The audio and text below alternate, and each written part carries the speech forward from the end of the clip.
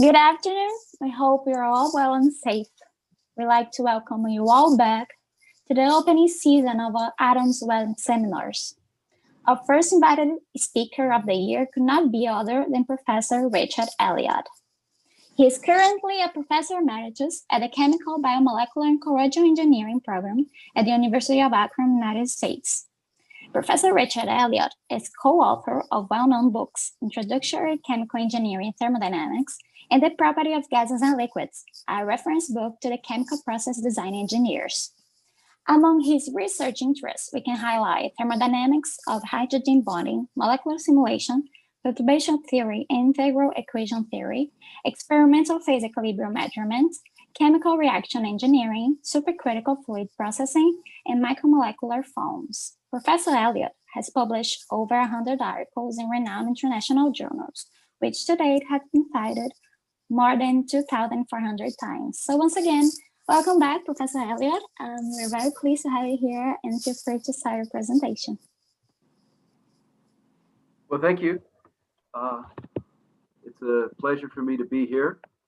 And it's the first lecture of the semester, and I thought it was good that we started a little bit slow, maybe a little bit easy on the first one. We'll just kind of slide into this exercise, get everybody back up to speed. And so let me go ahead and share my screen.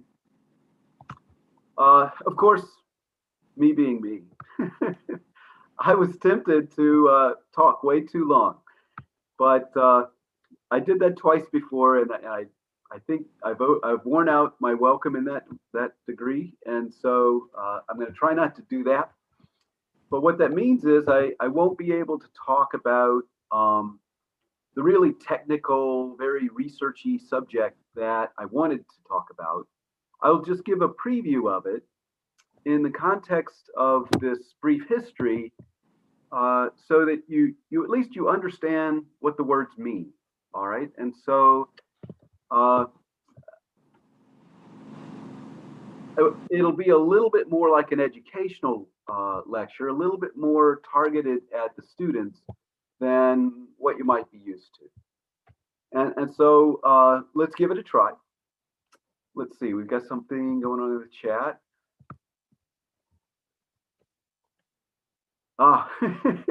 Well, I will say that, yeah, the questions that I will be asking, except for the first one, will be aiming a little bit more at the students, and we're going to try and make it interactive as much as we can.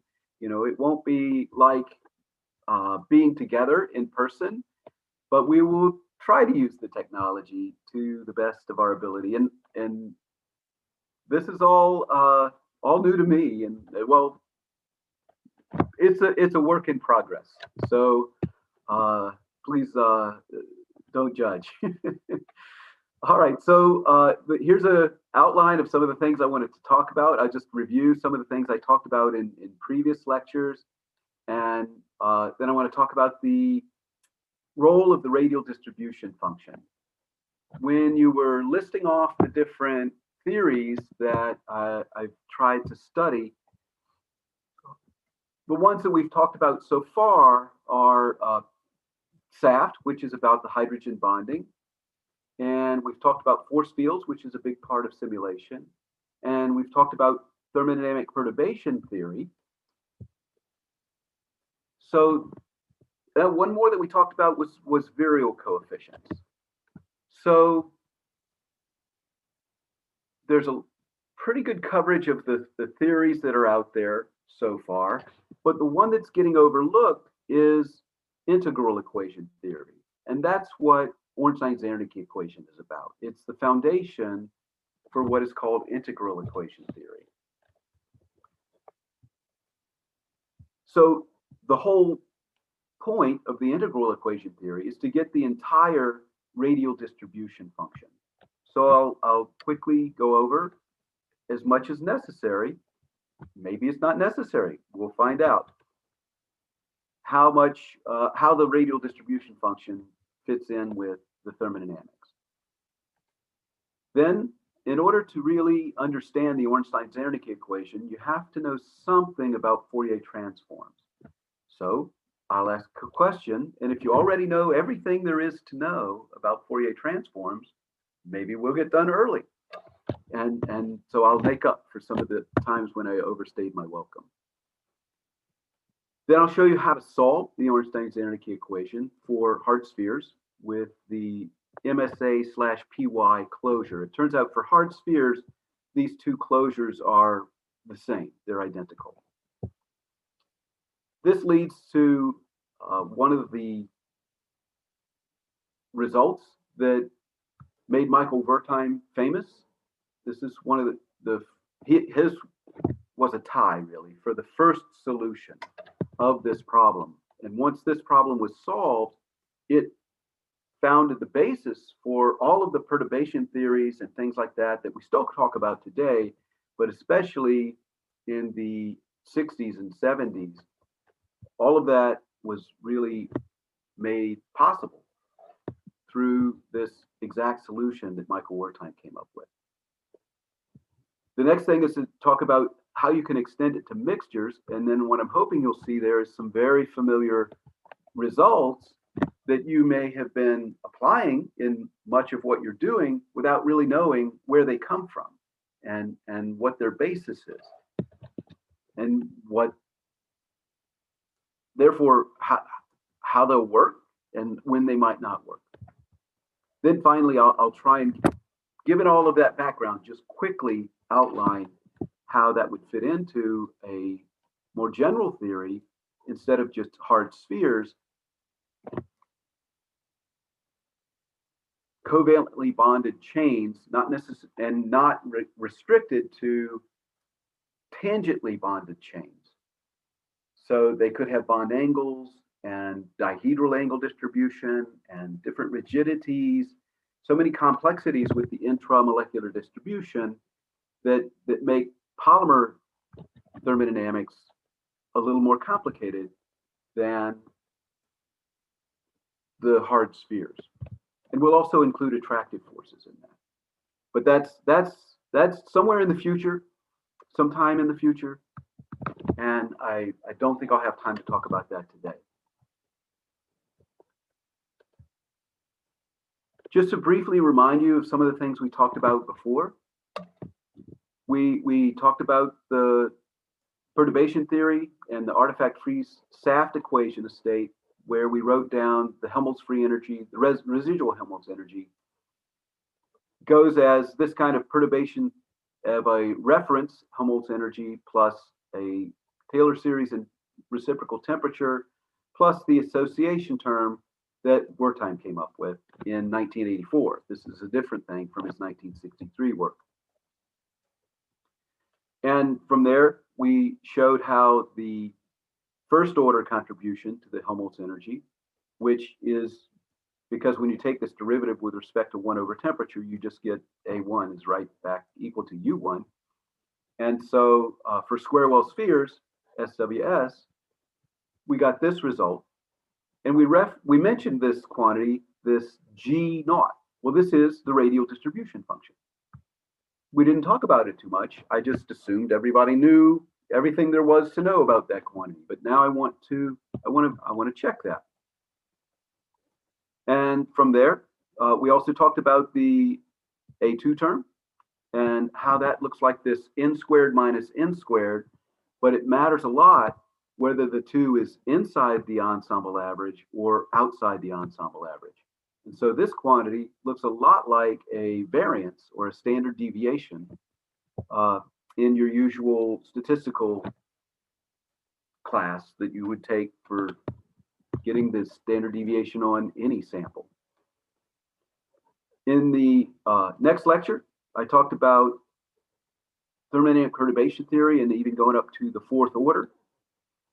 And in that context, we talked about splitting the potential function, the intermolecular potential function, into parts, a reference part and an attractive part, and we were able to break down the residual Helmholtz energy and solve for it in terms of the reference part, this Z naught part, and we used a trick basically of multiplying by 1. So if you look at this part that we're multiplying by and the part that we're dividing by, you see that that's the same quantity. But because exponentials are what they are, the exponential of the sum is the product of the exponentials. And so we can factor this out in this manner. And what we find then is we get this formula where we've got integrals are sums. So this is basically a big summation over all the values of this exponential. And then we're taking that exponential divided by the sum of all exponentials. That's basically a weighting factor, and multiplying it by this observation. Well, when you multiply a weighting factor times an observation and you add it all up, then you get the average, the weighted average for that property, whatever it is that's in boldface here. And that's the very common denominator of all the formulas that we talk about in general in statistical mechanics. So we're going to see that pattern roll over and over again. So here, just briefly on this slide, we saw this quantity that was highlighted. I've tried to put it in boldface. We're looking at this potential function. Now that's the potential function summed up for all the interactions, right? So it's the double sum. Maybe I should point that out. It's this double sum of all of the interactions.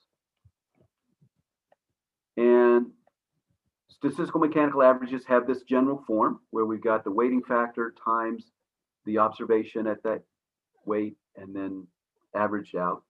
Also, I just remind you that the derivative of the Helmholtz energy with respect to reciprocal temperature is the internal energy. So let's take a timeout here.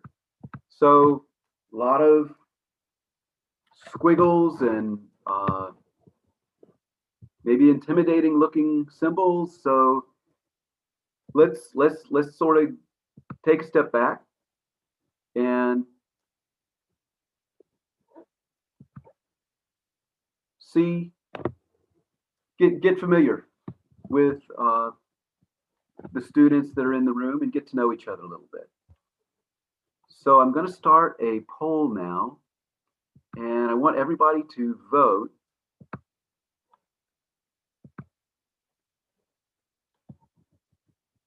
And so don't be shy. I know we've got 61 participants, and so I want to see 61 votes.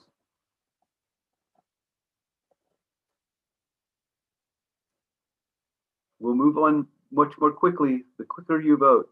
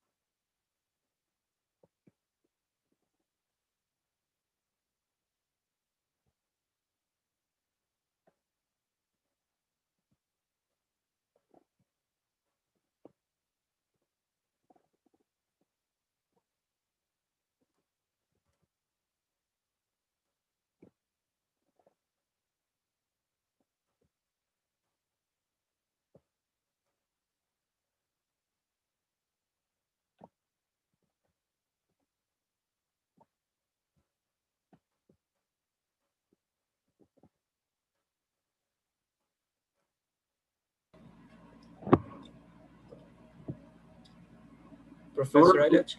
Yes, go ahead, Yuri. No, I was just calling attention that it's been a minute and 43 of 59 voted, and it's your call to end. Yeah, 43 of 59, and it looks like there's only 12 students in the room. I wonder if that's accurate.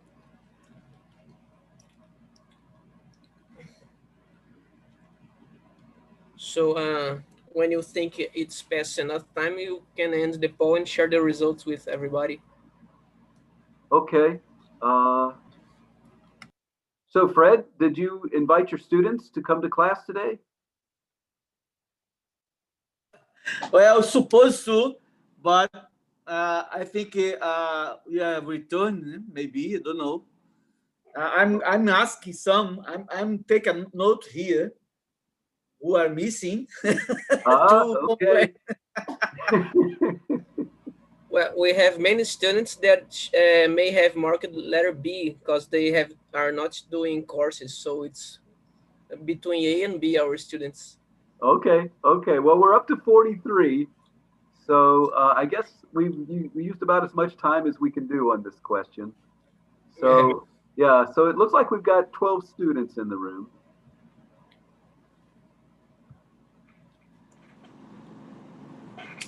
And nobody here who's just here for the love of thermo, even though they're not in academics. All right, so that's interesting to me. I still want the students in the room to understand. So we'll keep going the way we're going. All right, so let's do another question.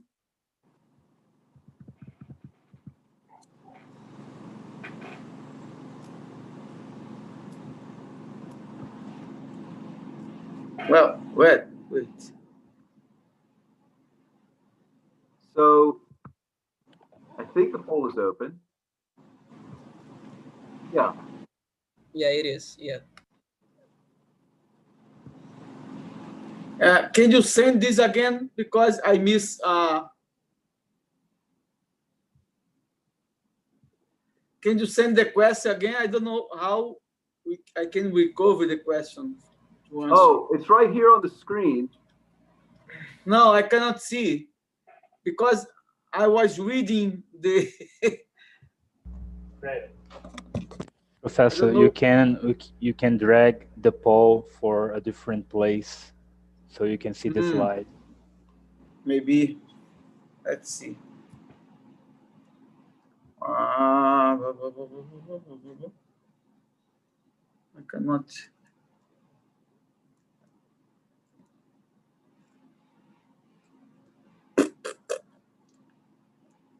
Okay. I found.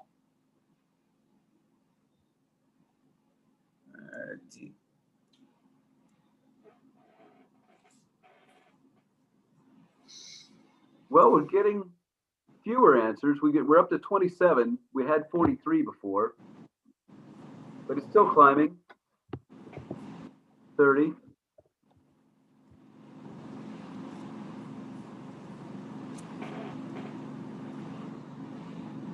Let's give it 12 more seconds.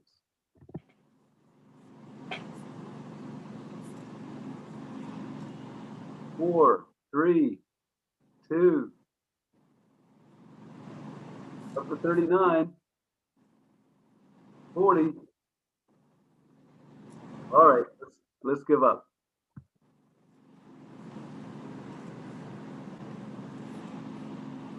So D is the correct answer. So that's interesting. Most people understood that. We did get a few who answered C, and the problem with C is that it's not a hard sphere. And the way we know that is because if you look down here, you can see that there is some penetration inside that sigma distance there. So R over sigma is less than 1 for a few of these points if you look very closely. And it's not very sharp at the top, it's kind of rounded. That indicates some sort of softness instead of being hard. So that's how we recognize the hard sphere. So D is the correct answer. Very good.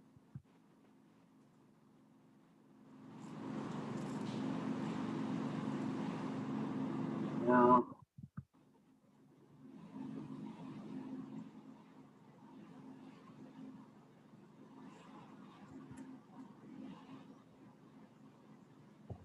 there are other conditions that these hard spheres could be at, and we could also talk about a square well sphere at low density.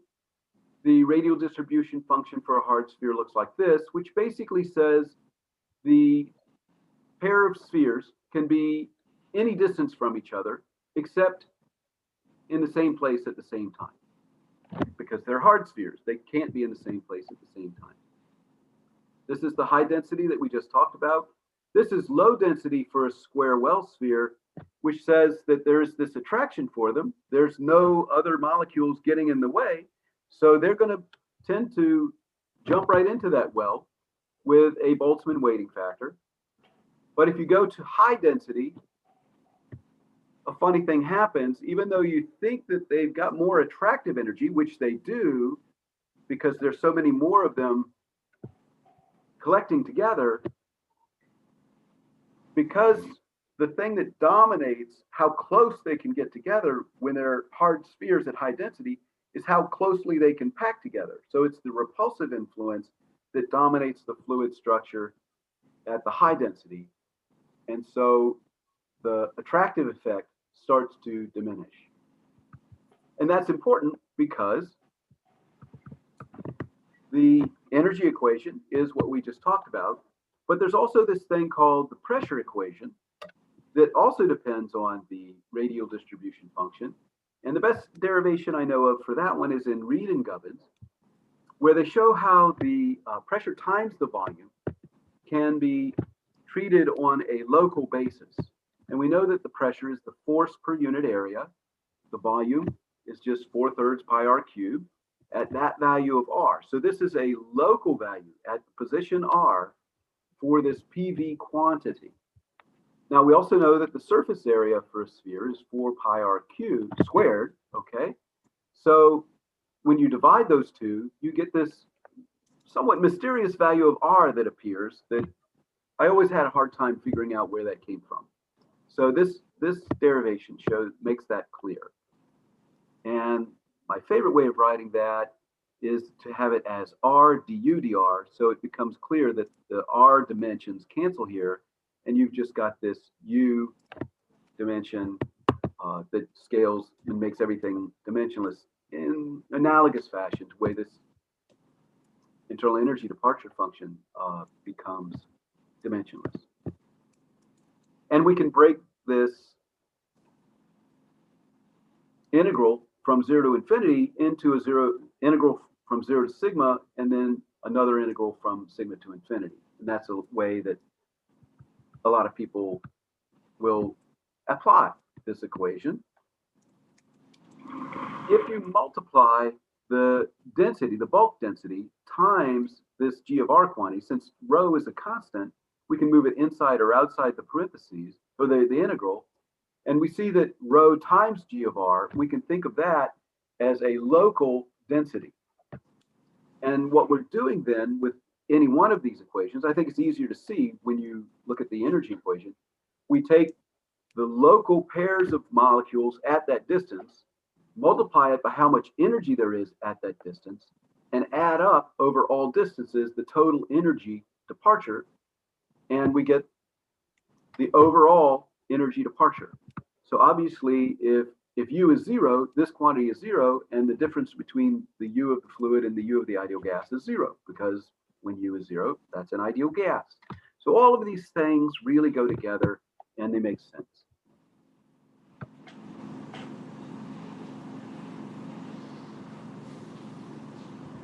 So we've talked about how this makes sense at an intuitive level, that the big U should be some kind of sum of all the little u's. At the intuitive level, makes good sense, but we should also be rigorous about it. And that's where we go back to this result that we came up with in the TBT lecture. And we can treat this residual Helmholtz energy and take its derivative. And what happens is we get a quantity in front of the weighting factor again, and an average over that, a weighted average of that quantity, this UN quantity. Well, what is this UN quantity? Let's take a look at it. It's the double sum of all the pairwise additive energy, the little u's. Take a look at these. You don't see any U11 or U22. There's none of those. So the diagonal element of this n by n matrix is wiped out. Why? Because those particles can't interact with themselves. So that makes good sense. And how many of these terms do we have? Well, you can think of it as this triangular matrix, and it's symmetric we've wiped out the diagonal, and so we can divide that by 2, and we see that we just have, it would be n squared, right? But when we wipe out the diagonal, we subtract n. So it's n squared minus n. Or we could write that as n times n minus 1. Well, all of these uij's, when we've integrated over all possible R1 and R2, they're all the same. And so we can just pick one of them as our prototype and then just multiply the result by however many total interactions we have, that quantity that we just solved for up here. So this is our prototype then. We can add this up. We can move the particle 1 to the origin. It's because we're only interested in the distance between R1 and R2. So let's write that as R12. And we'll move this R1 out front, and that when we integrate that, it just becomes a volume. The integral of this three-dimensional drx, dry, drz, you integrate that and you get a volume. So now we can compare this equation to the equation that we just talked about, and we see that the definition for G is this quantity. It's what we just equate the two things that are multiplying our U12. And now we've got our rigorous definition then for the G quantity. There's a little bit of a nuance here because we have this subscript n. And we can talk about that more if we have time. But it basically, we need to average over all possible values of n. And that's how we'll get rid of the subscript n. But I'll save that for the next lecture, because it gets kind of deep into the weeds of statistical mechanics. We already had our quota of squiggles today. So let's talk about Fourier transforms now. Which of the following represents a proper Fourier transform? Let's see, let's start the poll.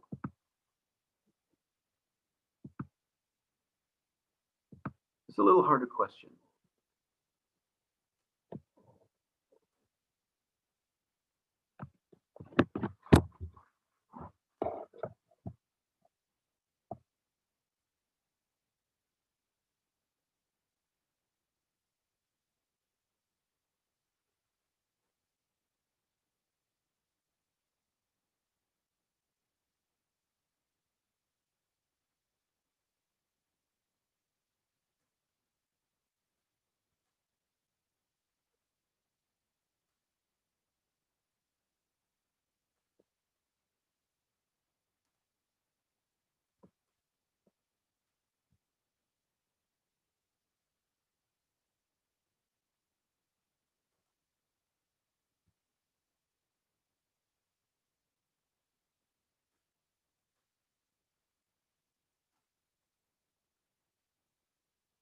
We're up to 32, 33, 34. Let's give it 10 more seconds. 5, 4, 3, 2, 1. Pretty good. We got to 39.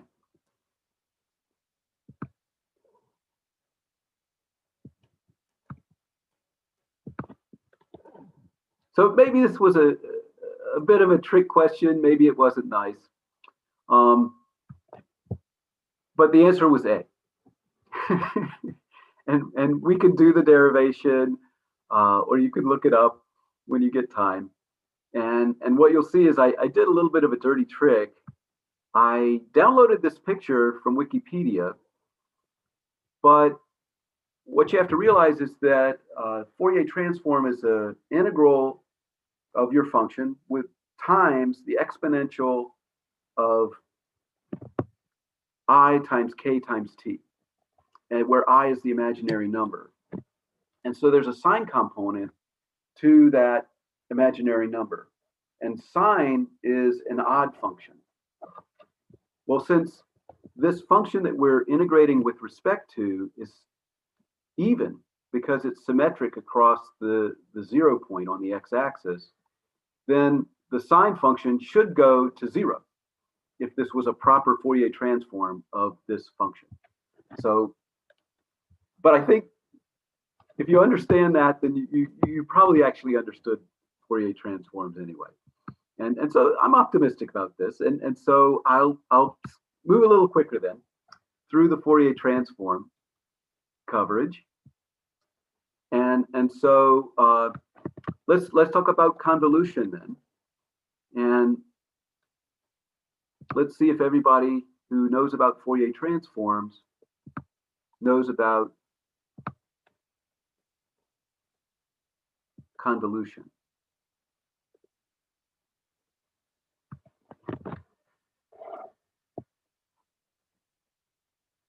So, any questions about the question?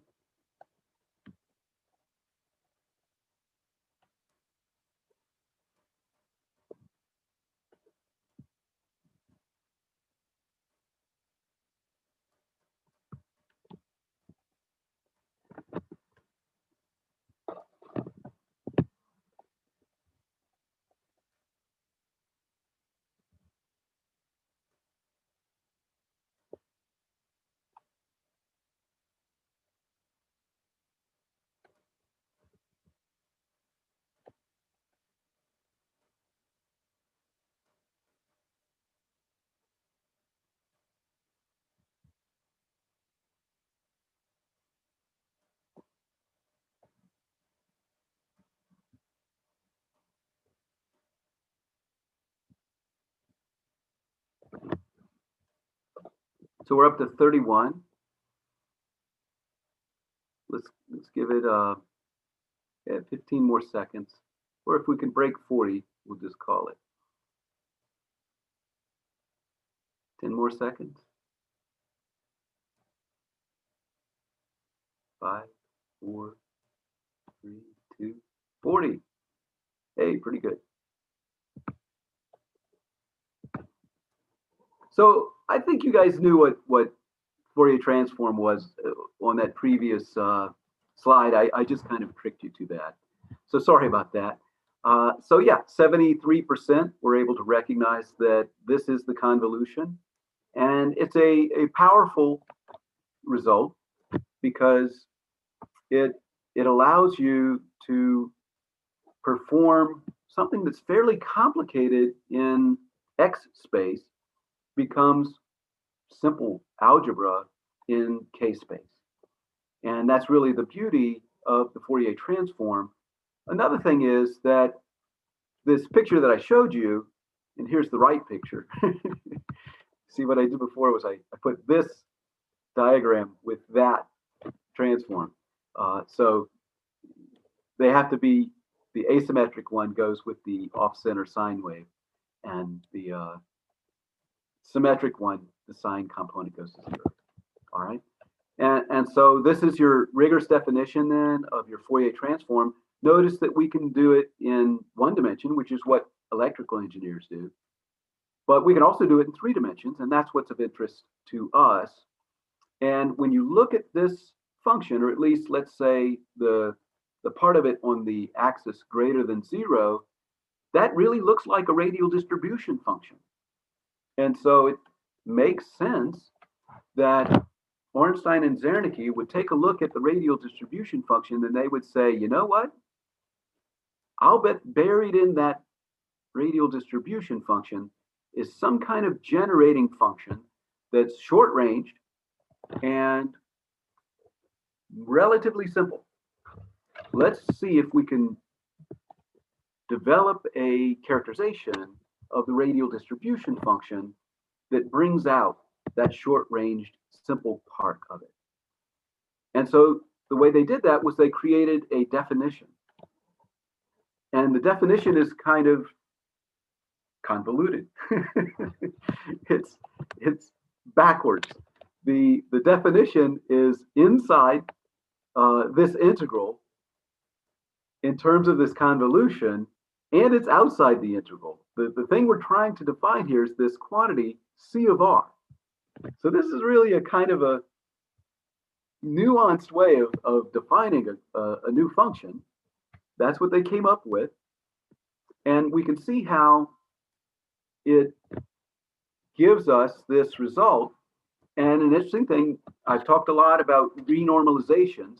We see that this 1 minus rho times something in the denominator is another renormalization. When this goes to 0 or it gets close to 0, we're going to see long range tails, divergences of this g minus 1 quantity. So just so that you know, the h is g minus 1.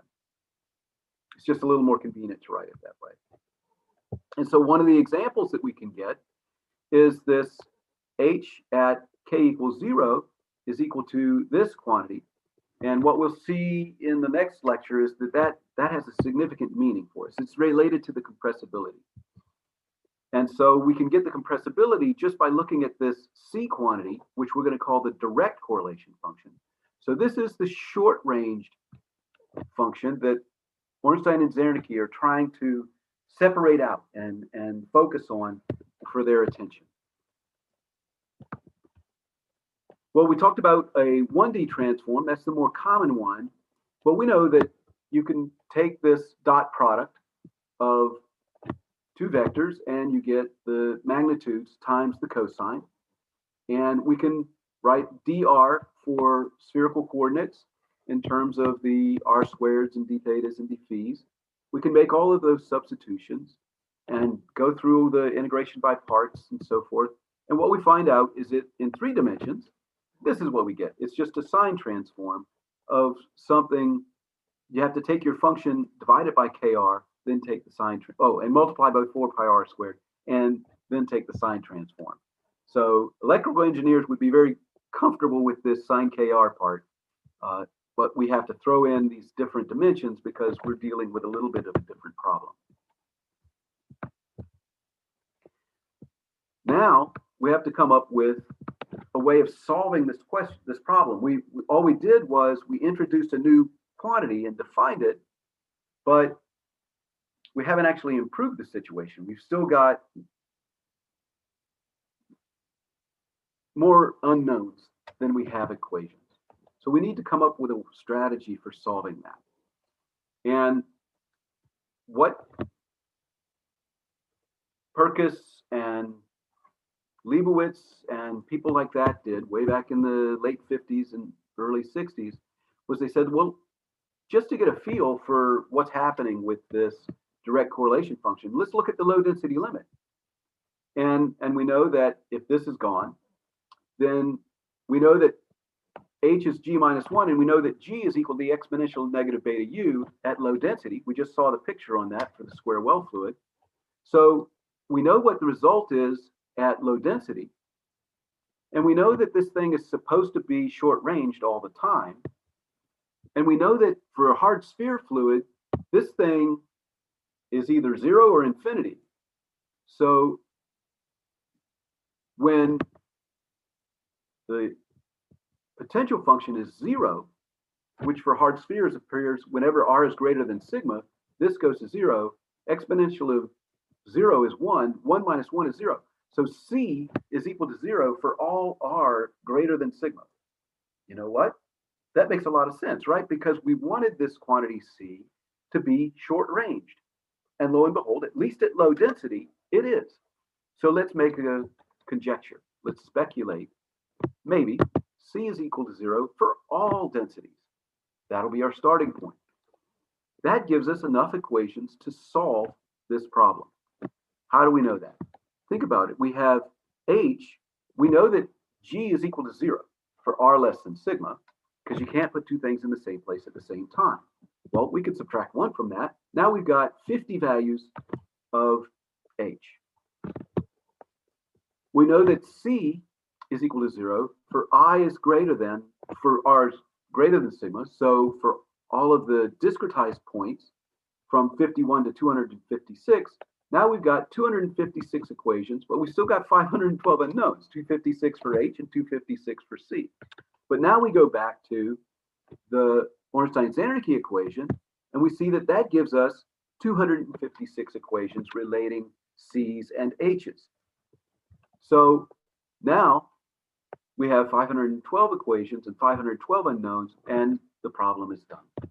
in principle. So we can write a little program like this that I made a slight rearrangement because this quantity gamma is continuous, whereas G is discontinuous, right? It's 0, and then it's has that big spike in it. So G is discontinuous. C, the same way, goes to 0 as soon as R is greater than sigma, but H minus C is continuous. And I could add 1 to that, and it would still be continuous. So if we call it H minus C, that goes by the number gamma, or by the symbol gamma. And then if we add 1 to it, that goes by the symbol Y. So we can solve for either one of those. I found a convenient reference where they had done it in terms of Y and tabulated these results. And what we see is, we know that C is going to 0 for R greater than sigma. And so all of the behavior of C is given by this dashed lines. And then we just have to figure out, is it 1 minus or minus that or the other thing? So I think the C's are actually down here and going like this. It's just the opposite of gamma, more or less. And so if we look carefully at this curve, what you see is it's a little bit concave down here and a little bit concave up there. You might be suspicious that we could represent that curve with a cubic function. Along comes Wertheim in 1963, and Thiele did it independently. And he does the math rigorously and shows that, indeed, the quantity C is a cubic polynomial in this quantity x, where x is R over sigma. And the coefficients then are just these A's and B's, simple functions of density, where eta is the packing fraction. And so now we get some really simple, easily accessible results in terms of G at the value of sigma.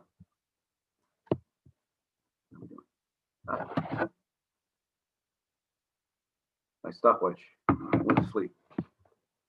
I must be talking too slow again. So now I have another question for you.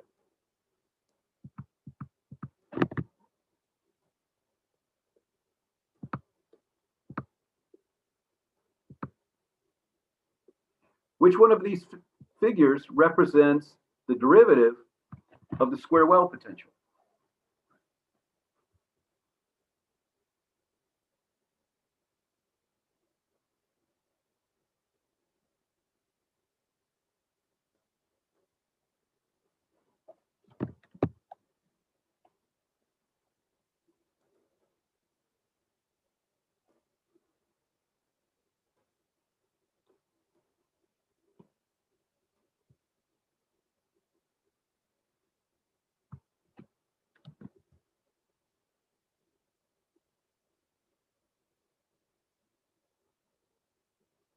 It's looking like a really tight race here. We're up to 29, 32, 33.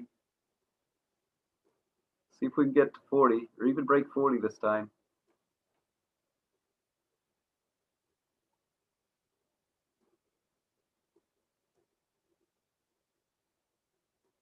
$40. Last chance. Oh, got 41. Good job. All right, let's give it a go. So it's a very tight race between C and D. I can say that there was a time in my life when I believed in D, but then I went and looked at this way of thinking of it over here.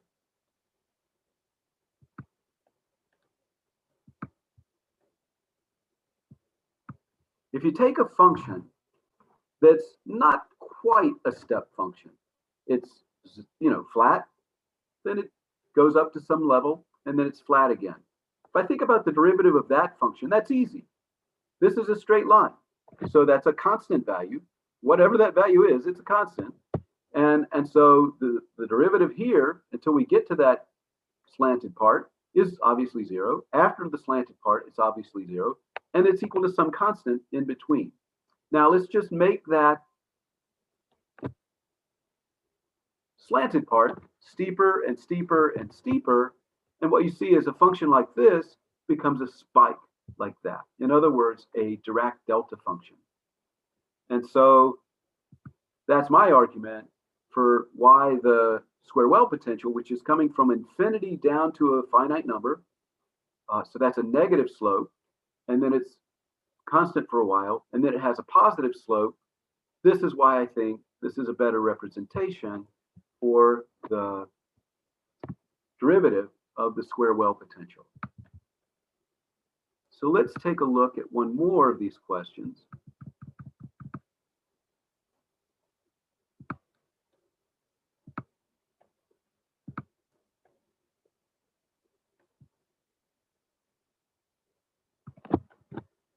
So if I have an integral that involves this Dirac delta function, what is that integral equal to?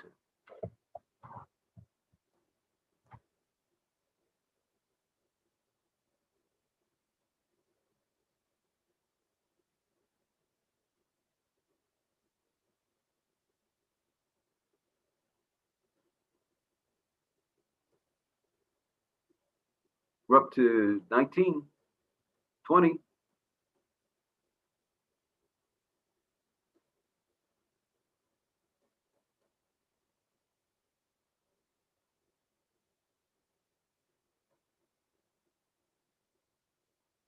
$32. Let's get to that 41 number again. Even 43 if we can.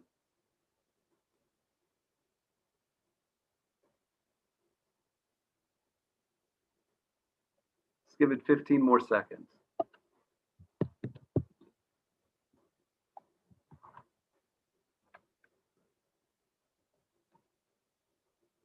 $36, 5, 4, 3, 2, 40, 41. Very good. Okay. So we see that the A's have it. That is the correct answer, but there's significant debate. So let me see if I can resolve that for you. So what's happening is this delta function is 0, 0, 0, 0, 0, until it's 1. And when it's 1, these numbers are whatever they are at the value of x naught. And it doesn't really matter what dx is. That's just the range that we're integrating. And so the only thing that comes out of this integral is just those values, that function evaluated at this value of x naught. So we just substitute in the value of x naught there. There's no higher exponents and changing the exponents around and none of that, okay? So so it's a little tricky. That takes a little getting used to, but it makes sense when you think about it because this Dirac delta function is sifting out. All the other values don't matter. Only the value at x naught matters.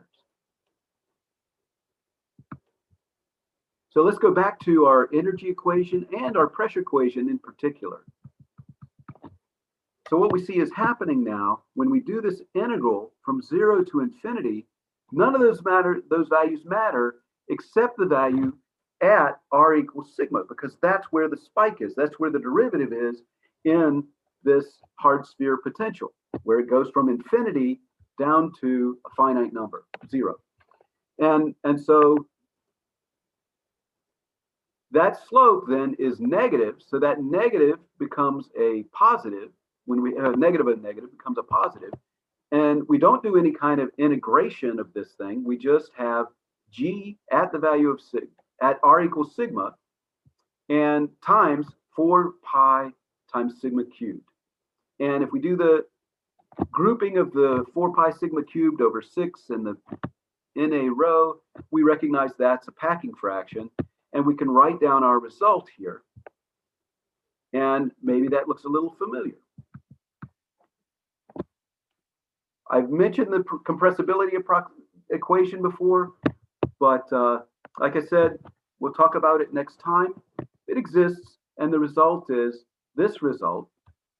Turns out if you add these two together with 2 parts of this compressibility equation and 1 part pressure equation, then you get the Carnahan-Startling equation, which we're all familiar with. Now remember, Wertheim came up with this in 1963.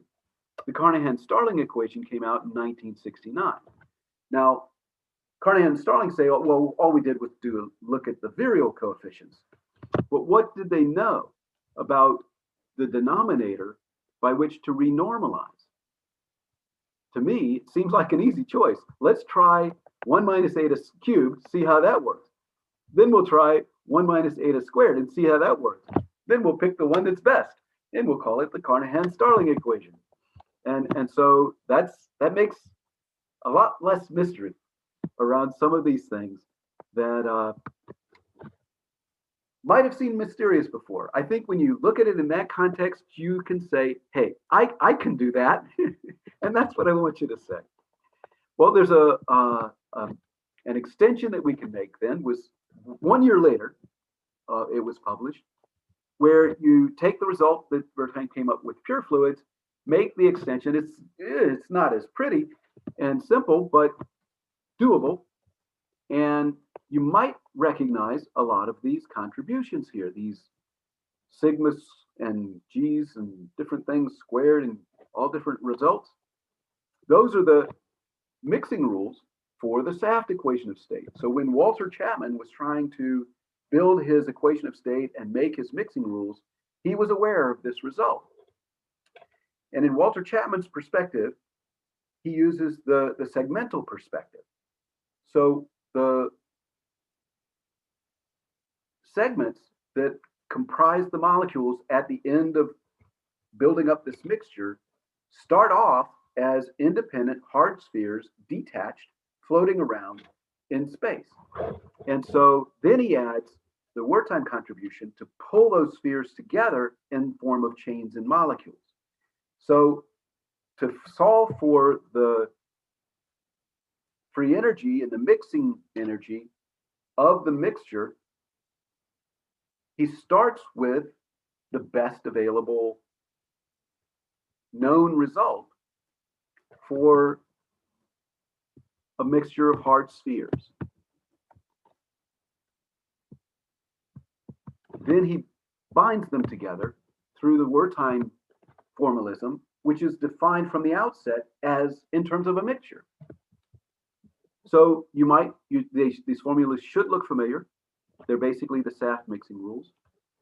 Another thing that we get out of this, remember that local composition theory is the integral of G, it's the local density, right? We're adding up the number of pairs of molecules at each distance over some range of distances. We call that the local composition or the local coordination number, if you want to think of it that way. So these local compositions that play such a big role in our activity models are rigorously defined with the radial distribution function. There's no other way to really rigorously define those, but people aren't doing much research with that perspective these days.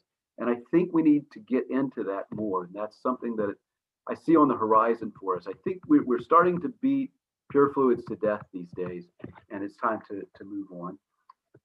Another result that might look a little familiar is this result for pressure. This result is very familiar in the fundamental measure theory that's applied for density functional theory as the starting point for that, because they wanted to make sure, if you think about it, put it here. Maybe I forgot to write it. Yeah, here it is. Think about if one of those spheres becomes very large, larger. So eventually it's so large in diameter that it just looks like it, from this little molecule's perspective, all he sees is a flat, big wall. It's just some big thing that it's like a baseball against the planet Earth. Okay, is that flat or is it not? I guess it's round, but it's pretty flat from the baseball's perspective. So that's a result then that the density functional theory should find a way to respect. And so that's why you see the fundamental measure theories have these kinds of terms appear there. So maybe that's a little less mysterious now. So finally, I'll give you a hint about how we can extend this process and this way of thinking to a polymer chain. And we're going to go ahead and use some of the perturbation theory and the Gaussian extrapolation that we've talked about before. And then the main thing that you need to understand is to make the extension, instead of just having H equals C times plus rho times H times C, we need to incorporate some information about the intramolecular distribution function. And that's what this omega quantity does. But all of the things that we've talked about, like you can't put two things at the same place at the same time, and all of that is still conceptually very, very similar. So the only thing we really need to add, well, we haven't talked much about attractive forces yet. We need to talk about that. And we need to talk about this intramolecular distribution function. And from that, we can begin to understand how the intramolecular distribution function influences our thermodynamics. And that's everything I wanted to talk about. And well, I got a little closer to the right amount of time today. All right, thank you. Thank you so much, Professor. It was a very interactive presentation today. It was great. And we're now open for questions. If you want to ask one, please enable your microphone and speak, or write it out at the chat. You will be handling the questions from now on. Thank you so much.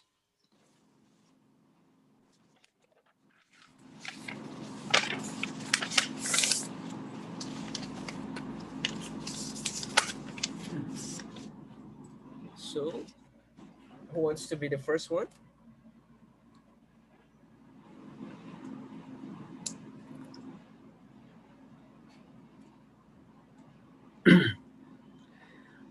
Let I ask it. Can I ask the first one? Sure. Of course. But when you do perturbation theory, you can use the pressure equation directly, or you can use the free energy equation and calculate the pressure from that, as you show at the beginning of your presentation. Okay, but in several of these closure that you use, these two solutions for pressure equation are different. So, so how to, well, thinking about a model that is self-consistent in this way. See if I can find a slide that helps people understand the question. One where, oh, here we go. Right, so we have the energy equation. So this is an example where we could get a Helmholtz energy by integrating this internal energy, right? If the internal energy is the derivative of the Helmholtz energy with respect to temperature, then the Helmholtz energy is the integral of the internal energy with respect to temperature. So we can get an estimate of the Helmholtz energy through the energy equation, and we can integrate the Z factor with respect to density, and we'll get an estimate of the Helmholtz energy that way. And guess what? The probability of those two things being identical is like 1 in infinity. So they're not going to be identical. But we can make them very, very close. And the problem is a little bit bigger when we talk about the difference between the compressibility equation and the energy equation. So the pressure equation is fine for spheres, but when we make the extension to a polyatomic molecule, the way that the covalent bonding influences the pressure does so in such a way that the pressure equation just breaks down. Nobody's figured out, at least to my knowledge, how to use the pressure equation for a polyatomic molecule. So that means we're broken down to the energy equation and the compressibility equation. Those two still work for polyatomics. And so we want to make sure that we get them to be as close as they can be. And where did we go wrong? What was the assumption that we made in developing our theory? And so this is a beautiful thing. It really makes an important point. The reason that we should understand the theories that we're talking about is so that we can understand what their weak points are. We made an assumption. How good is that assumption? Where does it break down? We're talking now about where it breaks down. So it's clear that this theory is not perfect. But let me say this about that. It's very precise.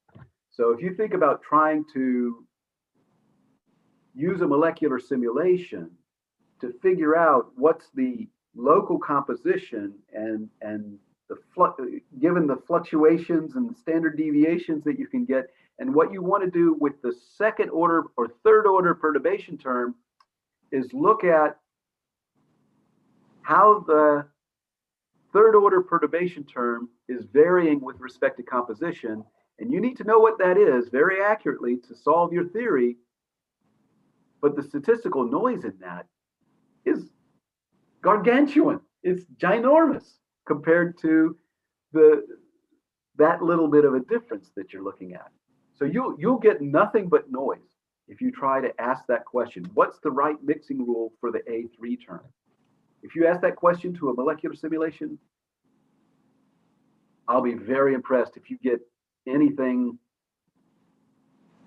more than noise. Okay, show me. I want to see that. Okay, so even though it might be it's inaccurate, I'll say slightly inaccurate, it's highly precise. Do you understand the difference between precise and accurate? Sure. Okay. So I wanted to make that point. And then let's go back then and ask the question, well, where did we go wrong? And where we went wrong was this assumption that in our closure here, we said that C is equal to exactly 0 for all R greater than sigma. That's the only assumption that we made for hard spheres. So that's the only place the error can be. So let's refine that assumption. Let's say that, I don't know how to write this too easily here on the fly like this, but so let's say that C of R is equal to, how's it go? A times the exponential of negative B over R slash R. I think that's it. And so this for R greater than sigma. Okay, so this, what I'm aiming for here is the Yukawa function. Oh, yeah. All right, and so we now have two parameters, A and B, that can be functions of density and can give us the control we need to refine our estimate in a way that the compressibility equation and the pressure equation in this particular, for hard spheres, that's all we have. There's no energy, right? So for the purely repulsive part, we just need to get the compressibility equation and the pressure equation to be as consistent as possible. So we'll develop these A's and B's that way. And if you think about it, well, you're saying, well, I'm fudging that, but I'm not fudging it relative to simulation data or experimental data. All I'm trying to do is be internally self-consistent by minimizing the differences between these two different routes of calculating the macroscopic properties.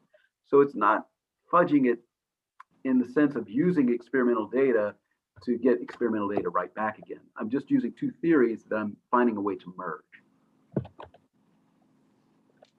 Okay. I don't know if people has questions. I have another one. You can calculate the chemical potential as well in different way, not using free energy expansion and neither pressure equation. You can go directly with the radial distribution function and calculate the chemical potential. So you may have three equations, fundamental equation, and I bet that if you run in different way path, you're going to get different chemical potential. I have never tried this one. I have already think about free energy equation and pressure equation, but I've never tried myself from chemical potential directly. I don't know if you already thought about this. Yeah, so I think what you're talking about is related to Kirkwood-Buff integrals. Yeah. And so John O'Connell, who's coming up, is been a very big fan of Kirkwood-Buff integrals over the years, and so it probably wouldn't take too much to get him to answer this question. And I think he'd have a much better answer than I do. Yeah, so I haven't done those calculations myself, and I think though what John would say is that that's going to be especially helpful when that approach to things, when you start getting toward mixture properties, because it's still bringing in all of the local composition influences in a rigorous way. And because it's more directed just at the chemical potential and the excess chemical potential in a mixture, it's going to give you a much more sensitive result for that. In the end, though, you still have to solve for the radial distribution function. So that way of interpreting it is going to be helpful and useful, and it might be interesting, me being crazy about perturbation theory, to see if I could sit down and write down the perturbation expansion of the Kirkwood-Buff integrals and see if then I could derive mixing rules for A3, A4. Instead of using Prism theory, go through the Kirkwood-Buff integrals. I think that would be actually interesting to look at. That's a good idea. Thanks.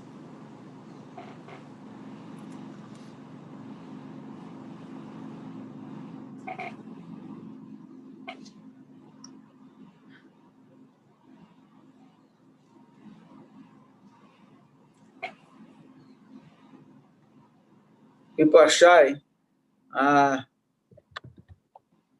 Yeah, people are especially shy today, maybe because they had to answer questions. Now they don't want to ask them.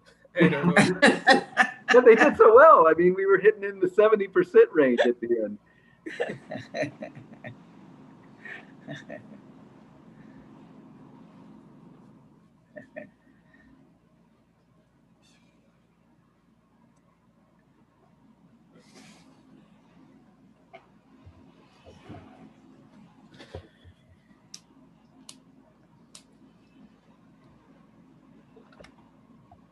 Fred, Amaro, Argemiro. Oh, I see one.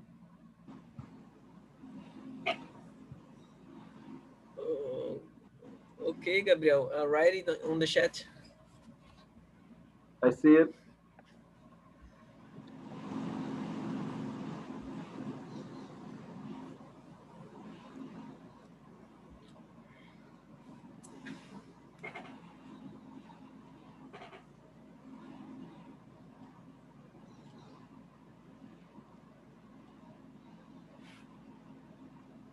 Gabriel has a question, but okay. Here it comes. Ring branched or other compounds using the CPE method. Okay, so he's going towards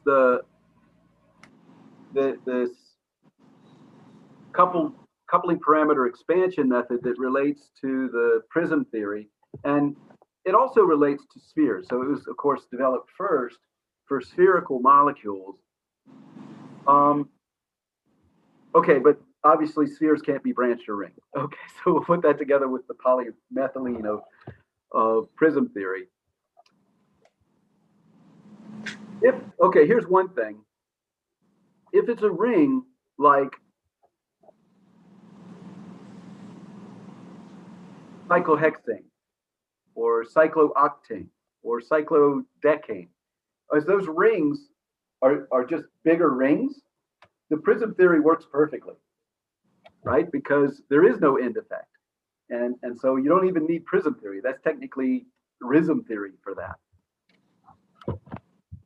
Because all of the radial distribution functions are identical on the ring by symmetry.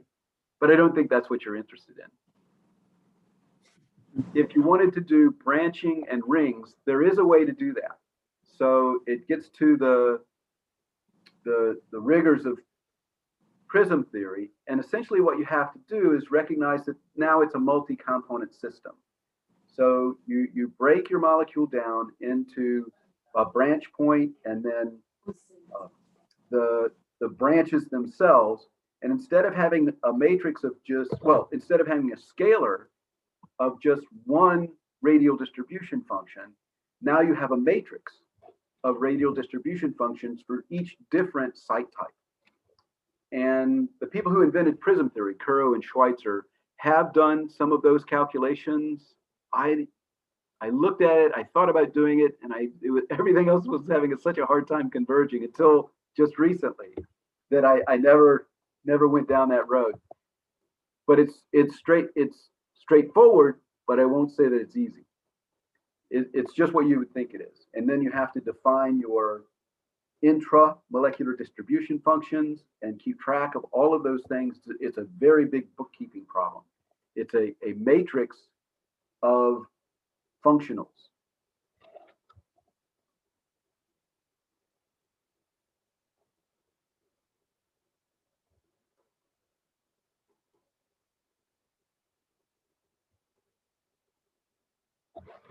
Let's see.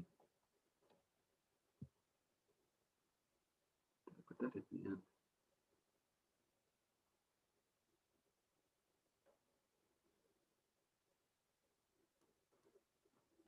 So right here, imagine that this omega quantity is a matrix of each site type of interaction. That's a matrix. The C is a matrix. Then we have to multiply it by this matrix again. And then H is a matrix, omega and C. So we have to multiply all of these matrices together and collect all the terms. And each one of those terms, if one of them doesn't converge, nothing converges. So it's a very big problem.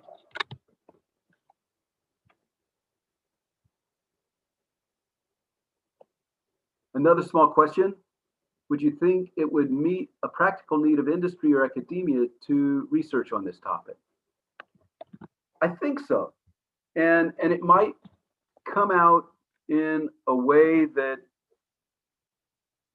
is hard to anticipate now. Like, for instance, until Fred asked his question, I hadn't thought about trying to apply prism theory to Kirkwood-Buff integrals. Kirkwood-Buff integrals have been very successful in certain situations. So I remember a few years ago, I was participating in this Industrial Fluid Properties Simulations Challenge, IFPSC. This is something that the National Institute of Standards coordinates, where they pose a problem every other year or so, where it's a blind test. And they will go and do the experimental measurements. And then people in the simulation world come up with, or theories, I guess, some sort of molecular theory that can be validated with simulation, and predict what the results of that experiment are going to be. And one of the years, the problem was solved. The winning solution came from using Kirkwood-Buff integrals. So is it interesting to industry? Well, industry posed the question. So it must have been interesting to them by definition.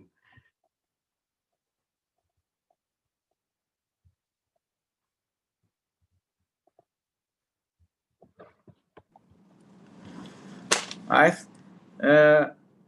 Do we have more questions? Richard, I don't know when we are going to do for the second seminar on this topic. So we need to put in the schedule, yeah? Yeah. Anything's fine, or we could use it for the kickoff of next fall. Okay. I don't care. Okay.